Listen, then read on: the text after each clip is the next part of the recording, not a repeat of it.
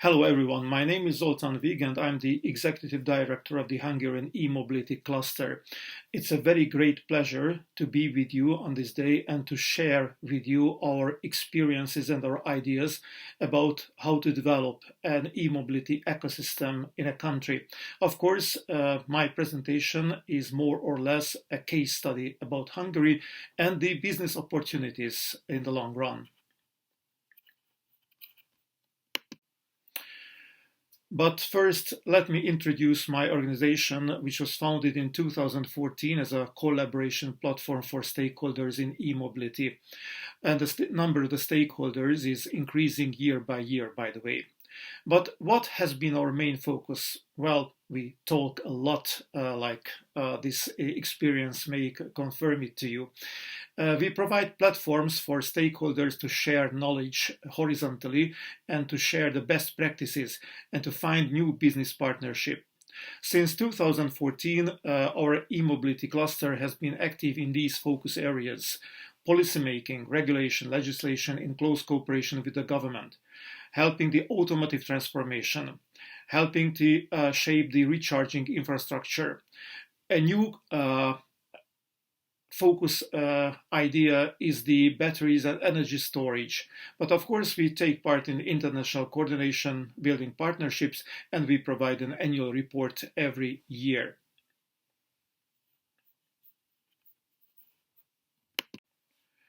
Some additional information on the members of our cluster. We have over 40 members and partners from different industries, from the automotive sector to energy companies, from telecom companies to car sharing firms, and from universities to government agencies. And this is the content of my presentation. Of course, I would like to outline to you in detail how the e-mobility ecosystem has been shaped in Hungary and what is its current structure. But apart from that, I would like to speak also on the regulatory environment and about the role of some traditional industry sectors like transport, automotive, energy, and info communication. And I'm going to highlight the emerging battery industry's growing role in Hungary as well.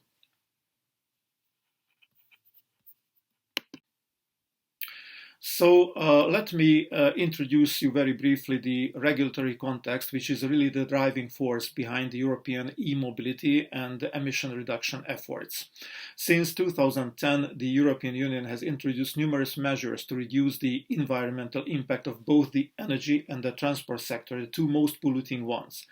And the latest milestones are the following. Under the ongoing clean energy and mobility regulation process, 25% CO2 emission reduction must be secured by the member states by 2030.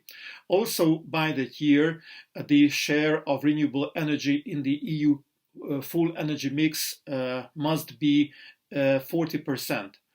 25% will be the share of renewable energy in the transport sector, also by the year 2030.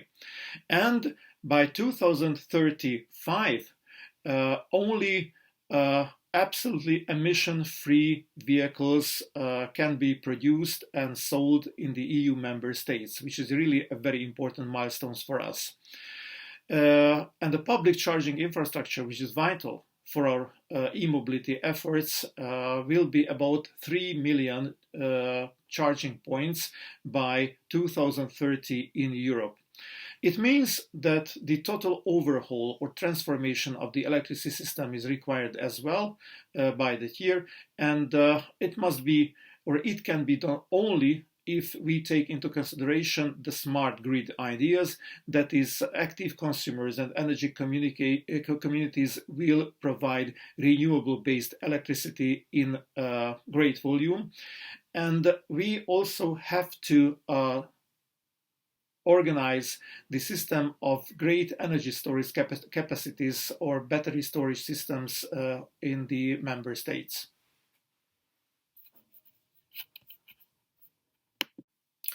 So the first steps in my country, in Hungary, have been also very significant. The e-mobility strategy of Hungary was launched in 2015, and basically it was a set of measures to stimulate companies and the public sector also to invest in new technologies. The first framework of financial and non-financial incentives included the introduction of the typically Hungarian green number plate for battery electric vehicles and plug-in hybrid vehicles.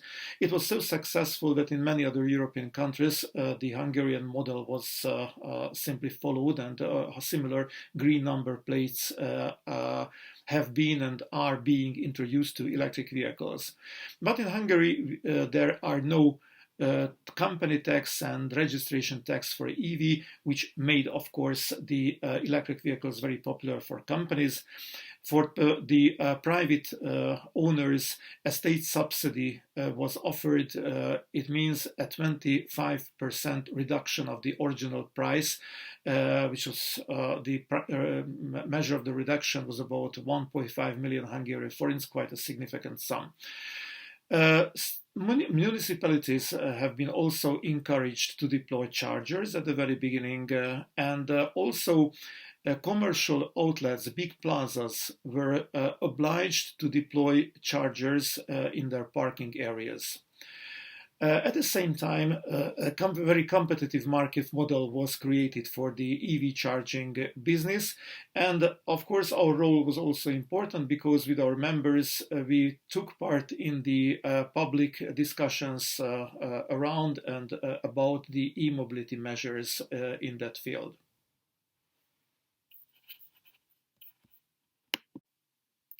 So we needed to create a new industry to meet all these targets, and we needed also a common concept of this new energy and mobility ecosystem. It is a very complicated task for industries that have been developing quite separately for the last decades.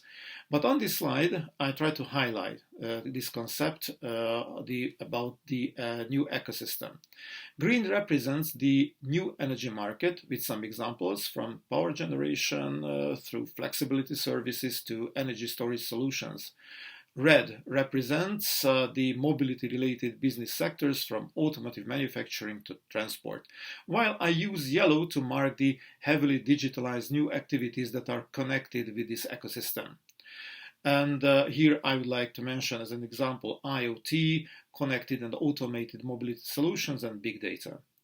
Many of these activities are not only connected horizontally, but they make up multiple overlying areas where I would like to stress new use cases, business models, and other competencies are based on multi-stakeholder cooperation.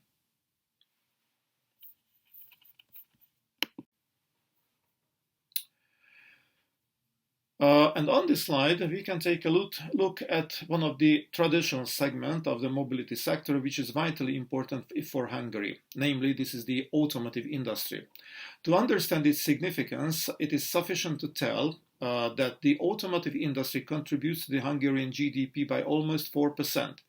There are more than 700 automotive companies with over 170,000 employees. There are 5 OEMs present in the country: Audi, Mercedes-Benz, BMW, Opel, and Suzuki. The average annual output of these OEMs is about 420,000 passenger cars and 1.9 billion engines, including about 200,000 electric motors and e-drives at the Audi plant alone. Moreover, many of the world's premium Tier 1 supplier companies have research and production facilities in Hungary, like Continental, Bosch, or ThyssenKrupp from Germany.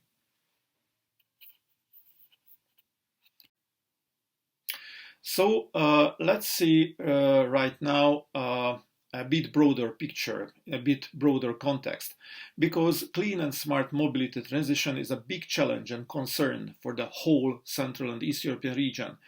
Its significance is evident from what I have told you about the Hungarian automotive sector, but really the automotive production is the backbone of the economies of Central and Eastern Europe.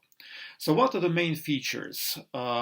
Almost all of these countries are major automotive producers like Slovakia, Czechia, Hungary, Romania, and Poland.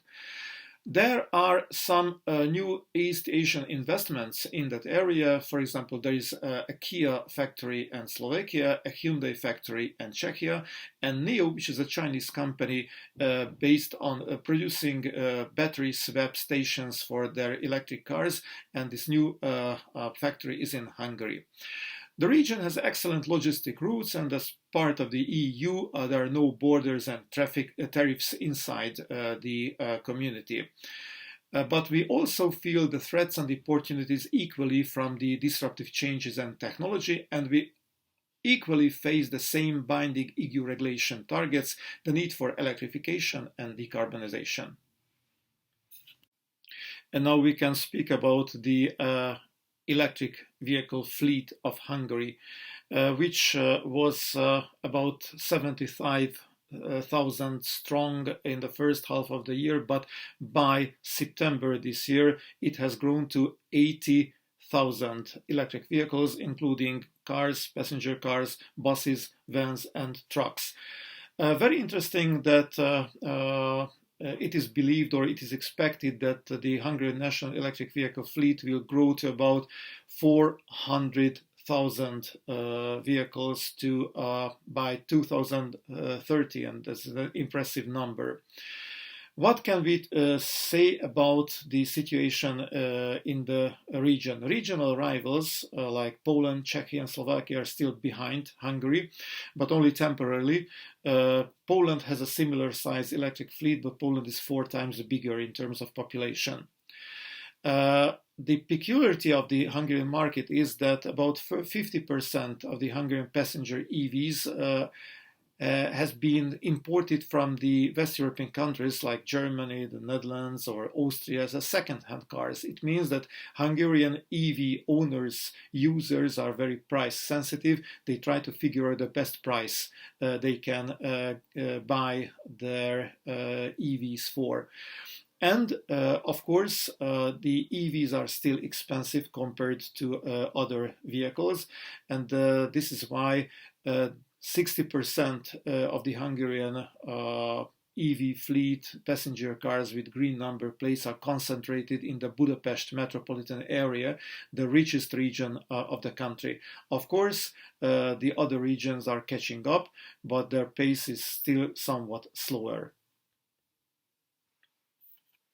So the big challenge we face is how to integrate this massive and growing number of electric vehicles into the smart and flexible energy systems in order to meet the requirements of the clean and smart energy and mobility transition.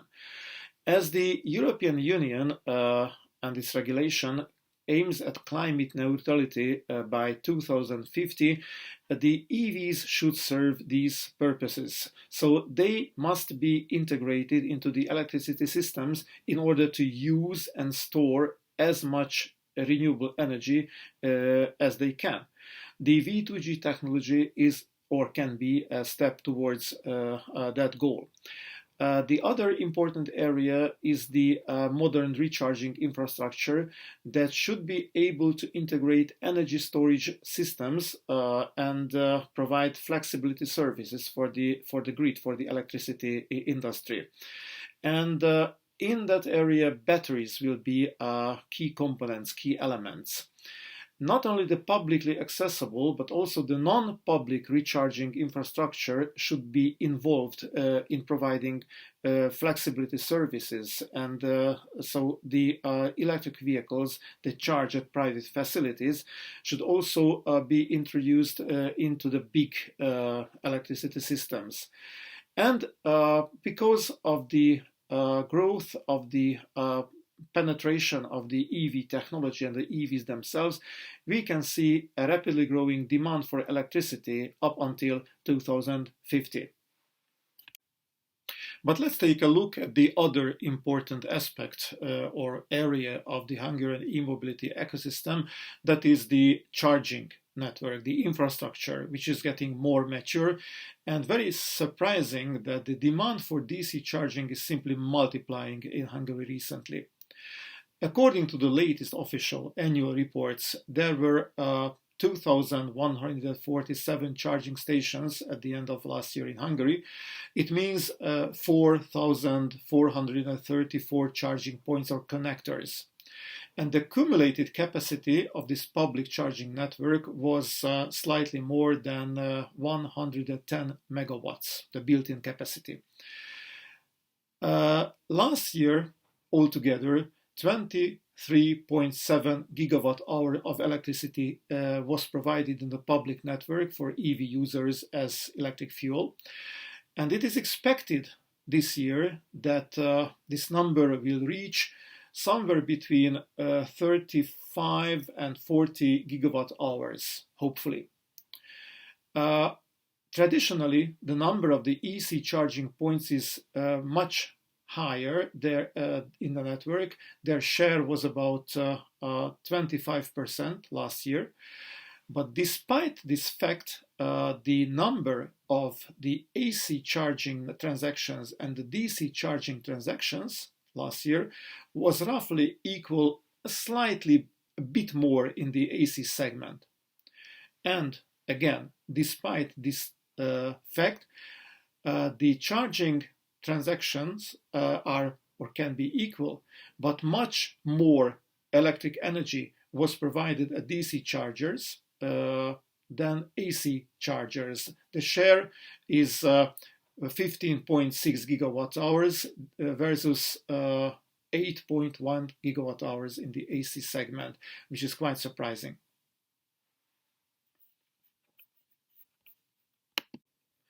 And I would like to also stress the importance of the latest development in the Hungarian economy, that is the creation of the Hungarian battery industry. The government is very proud of the fact that since 2016, more than 14 billion of euros of foreign direct investment was made in this new industry. You can see a long but not complete list of the latest investments with the companies that have made the investment, the locations and the production plans. As you can see, Hungary will be the home of several gigafactories in Europe, and the country has already earned the title of battery manufacturing superpower. If everything goes okay, the manufacturing capacity will reach 250 gigawatt hours by 2030. And the list must be completed with a very important announcement lately that the Chinese company CATL or Cattle will build a plant in Debrecen with more than 9,000 jobs. And this will be one of the biggest battery producing or battery manufacturing plants or factories globally.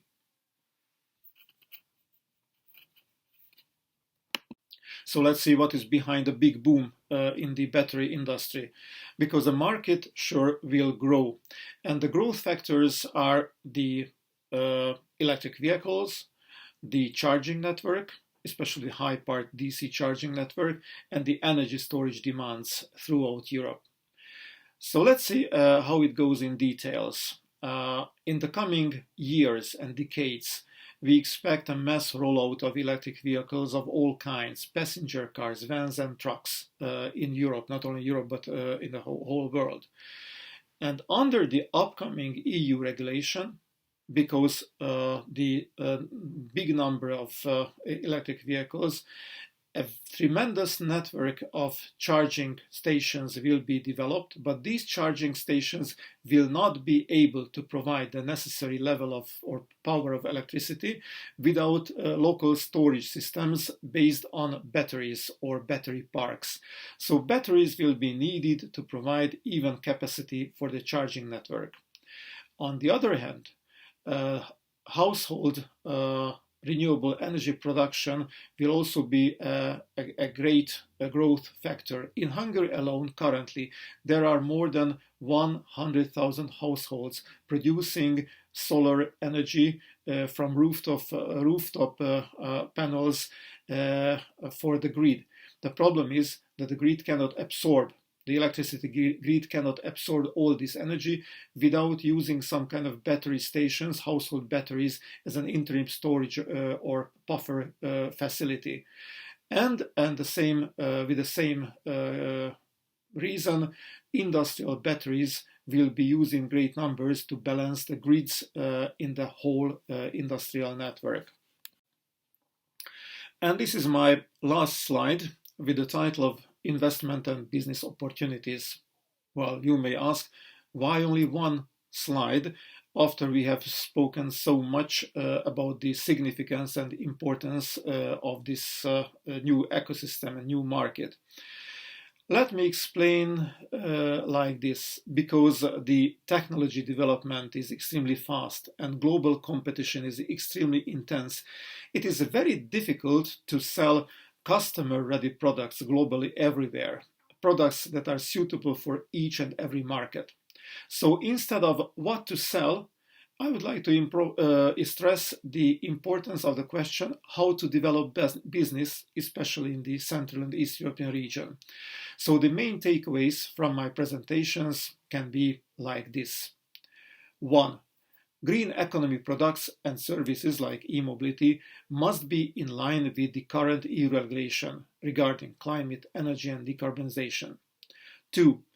The importance of economies of scale. The Hungarian market is relatively small, but it is a good market. It is a good test environment to enter the European single market with a growing production plan. 3. Cooperation and partnership with local partners, especially in R&D and finding suppliers, is very important and very beneficial along the whole value chain. As an example, system integration is a traditional Hungarian strength. So if you have a product or service that should be tailor-made for the local or regional needs, a Hungarian partner, a Hungarian system integration company can be very useful, very helpful to do the job. 5. The key areas. One key area I can tell you is smart charging pools with battery energy storage. They are multifaceted, multifunctional facilities that are very important for takeaway number 6, energy management system for smart grids. And the last one, number 7, is the importance of automated and connected mobility systems that are very closely related to the e-mobility ecosystem. So, in case you have any additional questions, please do not hesitate to contact me. On this slide, you may find my availabilities and my short bio. So, thank you for your attention. I wish you good luck and many business opportunities in e-mobility development worldwide. Thank you again. Bye-bye.